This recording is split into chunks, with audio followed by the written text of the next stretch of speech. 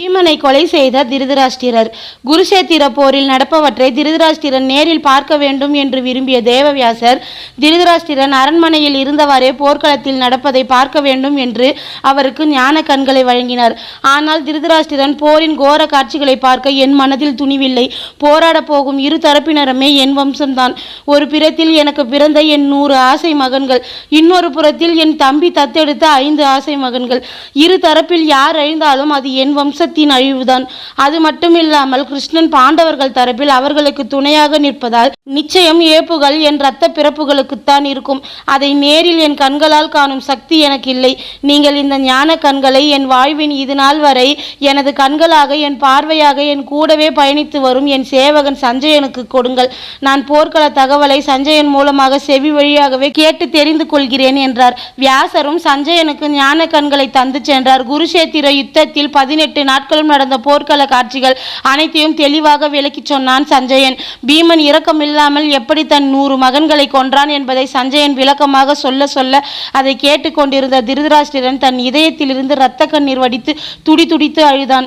துரியோதனன் கிருஷ்ணரை பாண்டவர்கள் தரப்பில் செல்ல சம்மதித்த நொடியே தன் மகன்கள் குருஷேத்திர போரில் மடியத்தான் போகிறார்கள் என்பது திருதராஷ்டிரனுக்கு தெரியும். இருந்தாலும் தன் மகன்கள் மீது உயிரையே வைத்திருந்த ஒரு தந்தையாக திருதராஷ்டிரன் தன் 100 மகன்களில் யாராவது ஒருவராவது உயிர் பிழைக்க மாட்டார்களா என்று ஏங்கினான். ஆனால் 100 மகன்களும் பீமனால் கொல்லப்பட்டனர் என்பதை சஞ்சயன் மூலம் கேட்டு தெரிந்து கொண்ட திருதராஷ்டிரன் போரின் கடைசி நாளான 18ஆம் நாள் தான் உயிரையே வைத்திருந்த தனது முதல் மூத்த மகன் துரியோதனனும் இறந்துவிட்டான் என்றதும் தன் மனதில் இருந்த கடைசி நம்பிக்கையும் எழுந்து வாய்விட்டு சத்தமாக அழுது கொண்டிருந்தார் திருதராஷ்டிரர். அப்பொழுது போர் முடிந்து பாண்டவர்கள், திரௌபதி, கிருஷ்ணர் என அனைவரும் ஹஸ்தினாபுரத்தின் அரண்மனைக்கு வந்தனர்.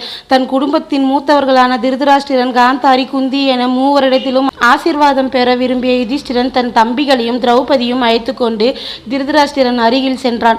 பாண்டவர்களும் திரௌபதியும் ஒவ்வொருவராக தன் மகன்களை இழந்து அழுது கொண்டிருந்த பார்வையற்ற தம்பதிகளிடம் சென்றனர். யுதிஷ்டிரன் திருதராஷ்டிரனிடமும் காந்தாரியிடமும், நான் என்னால் முடிந்தவரை போரை தவிர்க்கத்தான் பார்த்தேன். ஆனால் துரியோதனனின் பிடிவாதம் நடந்த போரை தவிர்க்க முடியாத ஒன்றாக மாற்றி நடந்துவிட்டது.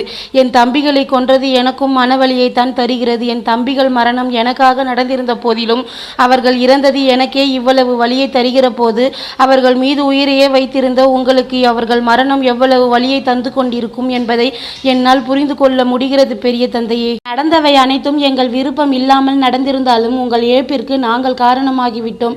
எங்களை மன்னித்து விடுங்கள் பெரிய தந்தையே என்று திருதராஷ்டிரரிடம் மன்னிப்பு கேட்டுவிட்டு அவர் காலில் விழுந்து ஆசீர்வாதம் வாங்கினான் யுதிஷ்டிரன்.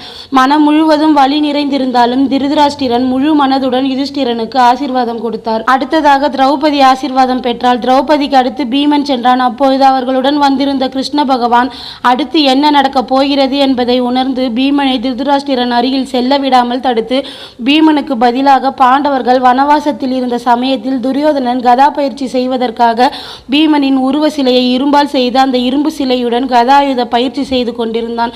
கிருஷ்ணர் துரியோதனன் செய்து வைத்திருந்த அந்த பீமனின் உருவ சிலையை திருதராஷ்டிரர் அருகில் வைத்தார். பீமன் 1000 யானைகளின் பலம் கொண்டவன் தான். ஆனால் திருதராஷ்டிரர் பீமனை விட 10 மடங்கு அதிகமாக 10,000 மத யானைகளின் பலம் கொண்டவர். கிருஷ்ணர் வைத்த இரும்பு சிலையை திருதராஷ்டிரன் பீமன் என்று நினைத்து தன் மகன்களை இரக்கமில்லாமல் கொன்று விட்டானே என்று ஆதங்கத்தில் ஆத்திரம் கொண்டு தன்னை மறந்து அந்த சிலையை இறுக்கமாக அணைத்து நசுக்கினார். 10,000 யானையின் பலம் கொண்டவன் இறுக்கத்தை தாங்க முடியாமல் பீமனின் இரும்பு உருவ சிலை சுக்கல் சுக்கலாக நொறுங்கிவிட்டது. பீமன் இறந்து விட்டான் என்று திருதராஷ்டிரர் மனம் நம்பியதும் பீமனை இப்படி தேவையில்லாமல் அநியாயமாக கொன்றுவிட்டோமே என்று வருந்தி அழுதார் திருதராஷ்டிரர். அதை பார்த்த கிருஷ்ண பகவான், உடைந்து நொறுங்கியது பீமன் அல்ல, துரியோதனன் செய்து வைத்திருந்த பீமனின் உருவ சிலைதான் என்பதை சொன்னதும் திருதராஷ்டிரர் மனம் நிம்மதியடைந்து பீமனிடம் மன்னிப்பு கேட்டார். பீமன் திருதராஷ்டிரரை மன்னிப்பதற்கு மனம் இல்லை என்றாலும் தன் அண்ணன் யுதிஷ்டிரன் சொல்லியதற்காக வேறு வழி இல்லாமல் திருதராஷ்டிரரை மன்னித்தான். கிருஷ்ண பகவான் மட்டும் அன்று பீமனை திருதராஷ்டிரர் அருகில் செல்ல விடாமல் தடுக்காமல் இருந்திருந்தால் நிச்சயம் பீமனால் தன்னை விட 10 மடங்கு அதிகமான 10,000 பல யானைகளின் அழுத்தத்தை தாங்க முடியாமல் எலும்புகள் அனைத்தும் சுக்கல் சுக்கலாக நொறுங்கி போய் இறந்து போயிருப்பான். அன்று கிருஷ்ண பகவான் தான் பீமனை காப்பாற்றினார். இதுபோல சுவாரஸ்யமான தகவலை தெரிஞ்சுக்கணும்னு ஆசைப்பட்டீங்கன்னா என்னோட சேனலை சப்ஸ்கிரைப் பண்ணுங்க ஃப்ரெண்ட்ஸ்.